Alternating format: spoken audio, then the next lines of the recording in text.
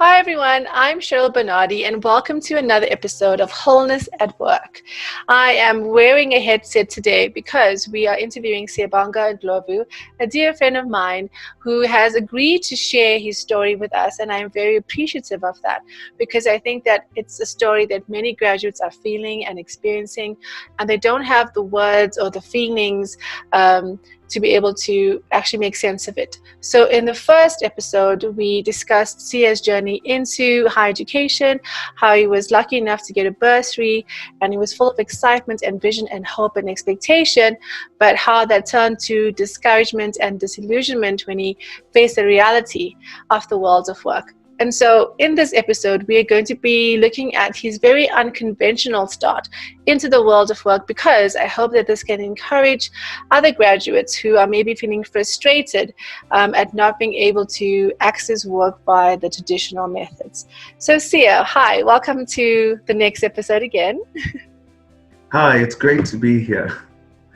So Sia, can we pick up from where we left off the last time, where you said you were feeling discouraged, you had an expectation of how it was going to be, you weren't finding the type of work that you were looking for.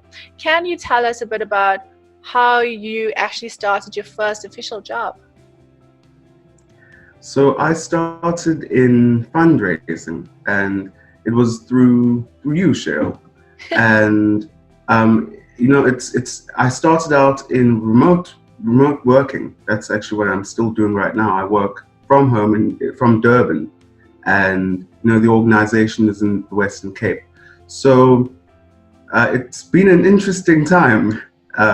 It's been, as you say, it was an unconventional start, and even just talking to some friends and seeing how they're still working in the traditional sphere of an organization, or going to work every day. I work from home, and so it's been an interesting experience.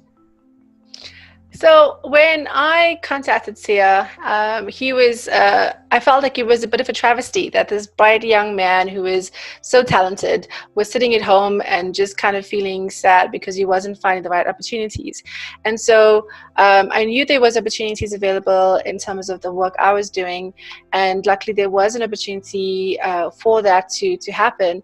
But Sia was also really good because I asked him to do tasks for me, and in a way it was a test to see, was he really serious about working, or was he just kind of sitting at home and enjoying the luxury of not having to work. And actually his very prompt response, his amazing result that he gave me for the task was actually what got him the job, to actually do this whole new thing. And what was incredible with Sia is that he was not afraid to learn and do something new. Also, he was humble enough to actually start doing something that he hadn't really studied for, but he could apply those skill sets. And actually just engaging with him and his character, I realized he loved people. So obviously this would be a good fit for him. So Sia, if you could tell us a bit about maybe some of the challenges you felt thinking, well, I studied finance and now, well, fundraising is finance in a way, you're asking people for money. But it was your nature, because we did the color cue profile and you came out as primary green, which is the greens are those who have a strong passion for people, feel energized when they're around people, feel really connected when their work has meaning. So how are you able to relate your financial learning theory with a very practical, very unconventional beginning, which is fundraising? When I started, I felt that way. I felt as though there was this disconnect between work that I was doing in fundraising and what I had studied. My broader studies were management sciences. So, once I started, I guess, getting comfortable in the work and in my role, I love engaging with people. That's something that I've always had. It's just I only realized that in my first job how much I appreciate being in an environment where I can help people, where I can work with individuals whose goal is to help others, and especially with with the work that I was doing, there was research involved. There was a lot of strategy and planning, and that's a great deal of what business management and financial management is about. It's about planning. It's about forecasting. Yes, there's the financial element with it, but it was so great to see how these two come together, or at least how I could use the skills that I have learned in my studies with this newfound job, with this newfound role. Thank you for sharing that, Sia. And I think that you bring up an important point, that there has to be flexibility on the part of the graduates to be able to apply their skill sets or their learning into a whole new environment. And there has to be flexibility on the part of the organization that is able to engage with remote workers. I think in the office that you're involved in, they already have some remote workers, people who are based in other countries. But there are organizations that are more open to this kind of flexible work. And with the changing economy, with the gig economy, with the globalization of the world of work, there are amazing possibilities. Even in South Africa, that still has a long way to go. So how did you deal with your friends who have a conventional kind of start into the world of work with the salary and benefits and going to the office, and you obviously working in a very different space? How are you negotiating that? Yeah, you see, at first, I think there was a bit of, I think I was a little, there was that disconnect between us two, especially in terms of the jobs that we were doing work. Even though we, some of us studied the same things. I was in fundraising. I was working at home. They had the more conventional work week, but once I started to do the work that we were doing, I was so inspired. There's certain things that they're thrown out of the window once you find something that you're inspired by. And obviously, it's not to say that I didn't think about salary, benefits, and all those things. It's just that the work was challenging at first. That gave me a lot of intrinsic inspiration and intrinsic reward to just keep on doing the things I'm doing, because I know that if I continue to progress, I will get to where I want to be. If I follow my passions and if I work hard at it, I know that is an eventuality for me. So yeah, there's so many important keys that I want to just touch on that you've shared right now. Firstly, it's the tenacity and character of the individual who's willing to adapt and grow.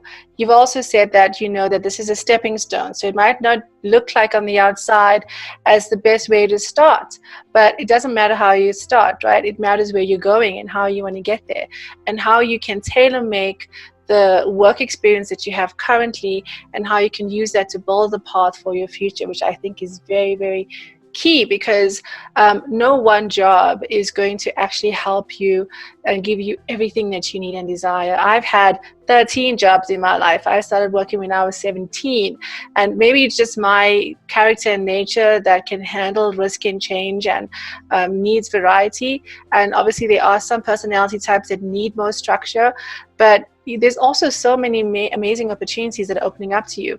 So in closing, Sia, for this section, I wonder if you can maybe just share how your expectation of work has shifted in terms of how you will be applying the skills that you've learned into possible avenues. And also, have you started looking at jobs that are not what you previously thought you'd be looking at? I think I'm much more flexible in terms of the type of work that I look for now, but more so the environment. I think just given the experience I've had, I think I'm looking for challenging environments where I can engage with people. So a bit of what I'm doing now, but I think I'm looking for challenging opportunities out there, and I think that's one of the reasons why I'm looking for flexible work. It's because I like a dynamic environment. I like not everything set in stone, not everything planned, everything that's planned that works out. Sometimes it's good to be challenged and to you know, and to look for something new. And I think that's where I am right now. I'm not leaving it to one thing. I'm not looking just for one type of job. I'm looking for many jobs. I'm open to doing many new things, because in the experience that I've had, I've seen the value in that. You know, I've learned so much from the work that I've done, and I'd like to continue to learn so much more about many different things that I don't know yet.